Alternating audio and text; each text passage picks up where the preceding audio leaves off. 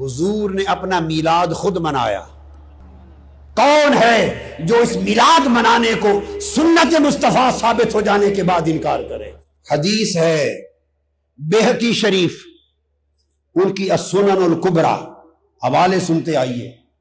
امام عسقلانی فتح الباری میں، امام عسقلانی تہذیب التہذیب میں، امام عسقلانی تلخیص الحبیر میں، امام مزی تہذیب الکمال میں، تہذیب الاسماء میں،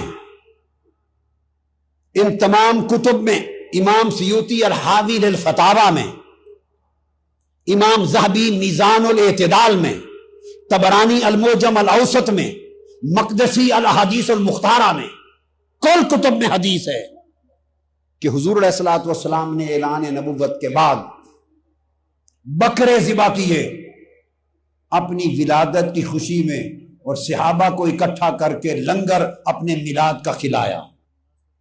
حدیث کے لفظ ہیں ان النبی صلی اللہ علیہ وسلم عقہ عن نفسہ بعد النبوہ.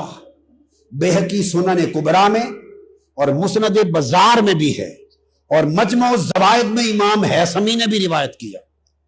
حضور نے بکرے ذبح کیے اور جمع کر کے کل صحابہ کو لنگر میلاد کھلایا. بعض علماء نے کہا کہ یہ میلاد کے بکرے نہیں حضور نے کیے تھے، عقیقہ کے تھے. بعض یہ سمجھتے ہیں کہ یہ میلاد کا نہیں تھا، یہ بکرے ذبح کر کے جو لنگر کھلایا تھا یہ عقیقہ تھا. یہ اگر عقیقہ تھا اور میلاد نہیں تھا، عقیقہ وفات پہ ہوتا ہے یا ولادت پہ ہوتا ہے؟ عقیقہ کس خوشی میں ہے؟ وفات پر ہوتا ہے یا ولادت پر ہوتا ہے؟ ارے کوئی میلاد کا مانے یا عقیقہ مانے، عقیقہ تو میلاد کی خوشی کا کھانا ہے، ولیمہ شادی کی خوشی کا کھانا، عقیقہ ولادت کی خوشی کا کھانا. اب ہوا کیا؟ عقیقہ آپ کا 7ویں دن آپ کی ولادت کے بعد حضرت عبد المطلب آپ کے دادا نے کر دیا تھا. زاد المعاد، زاد المعاد امام ابن القیم روایت کرتے ہیں، علامہ ابن تیمیہ کے شاگرد. امام حلبی سیرت حلبیہ میں روایت کرتے کل کتب میں کہ حضرت عبد المطلب آپ کے دادا نے ولادت کے 7ویں دن عقیقہ کر دیا تھا. ابو داؤد شریف، سنن ابی داؤد اٹھائیے، سنن ترمذی، ہر کتاب حدیث کی عقیقہ صرف 7ویں دن ہوتا ہے ولادت کے.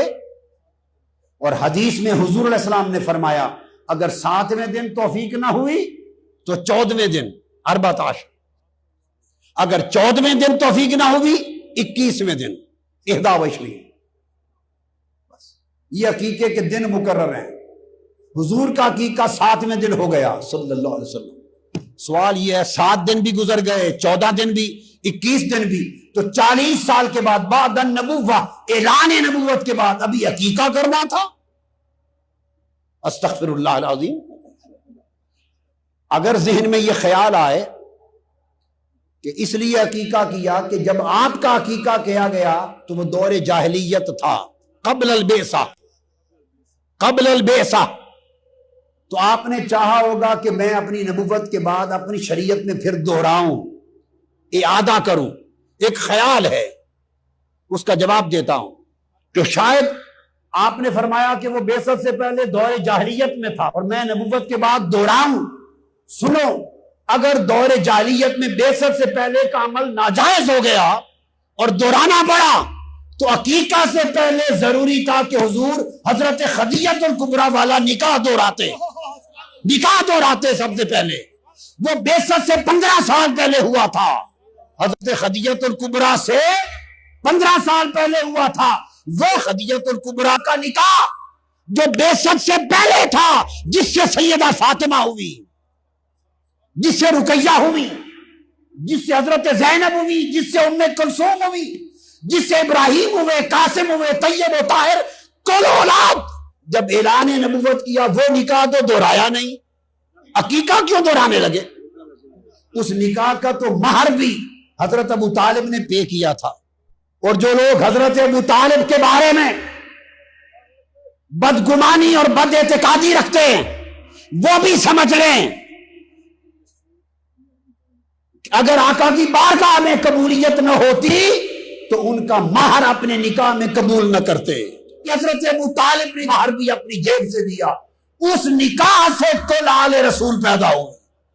حضور نے نکاح خدیجہ الکبریٰ کا تو اعادہ نہیں کیا, تو عقیقہ کا اعادہ اس سے زیادہ ضروری ہو گیا نہیں.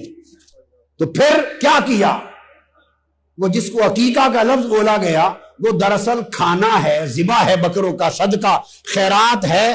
فی فرحت المولد ہذہ عقیقہ والولیمہ ھذا فی فرحت الزواج. یہ دو کھانے ہیں. شادی کی خوشی کا کھانا ولیمہ کہلاتا ہے, ولادت میلاد کی خوشی کا کھانا عقیقہ کہلاتا ہے. تو آقا نے حدیث پاک ہے اعلان نبوت کے بعد کون صحابہ کو جمع کیا اور اپنی شریعت میں, اپنی سنت میں اپنے میلاد کا لنگر کھلا کر قیامت تک میلاد مصطفیٰ منانا سنت بنا دیا.